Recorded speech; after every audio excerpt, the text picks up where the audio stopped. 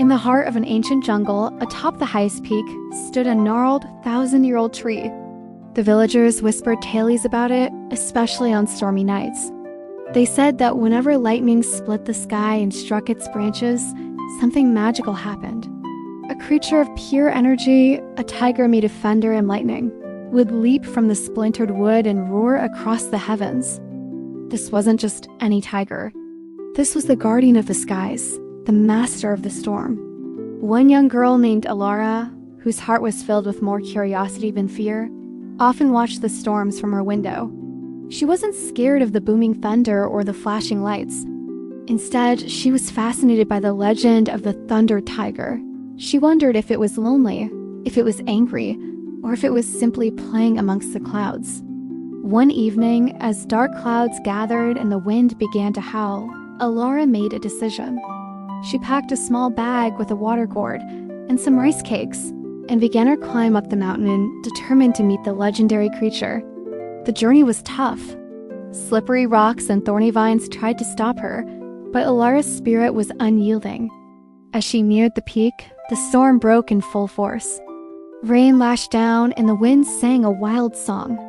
Then a blinding flash of lightning struck the ancient tree right before her eyes. The air crackled with energy, and for a moment, everything was silent. From the glowing, fractured trunk, a magnificent creature emerged. It was a tiger, but like none she had ever imagined. Its fur was the deep blue of a storm cloud, with stripes of crackling golden lightning.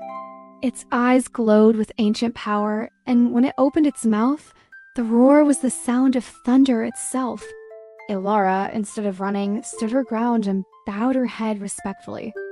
The Thunder Tiger, surprised by her bravery, paused its celestial dance. It spoke, its voice a low rumble that vibrated through the ground. It told her that it was the keeper of balance. It brought the rain for the crops to grow, but also had to ensure the storms didn't wash everything away.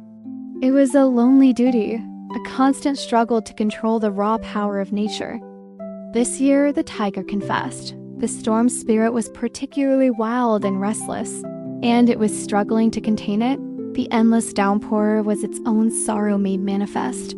Seeing the weariness in the tiger's luminous eyes, Alara felt a surge of empathy.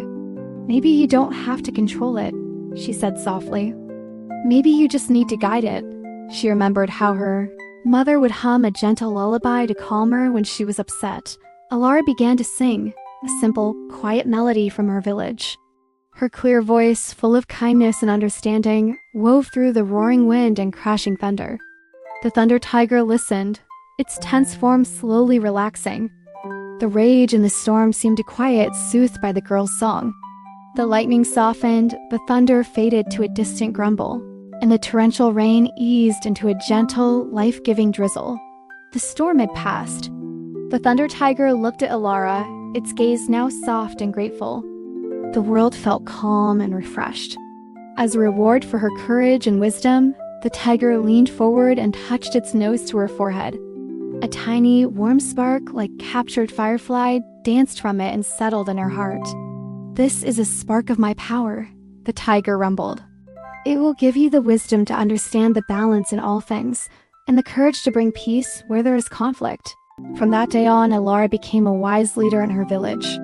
She knew when to be strong and when to be gentle, and she taught everyone that even the fiercest storms can be calmed not by force, but by a little bit of balance and a whole lot of kindness. Thank you so much for watching this story with me today.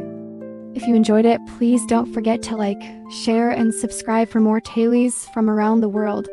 See you next time.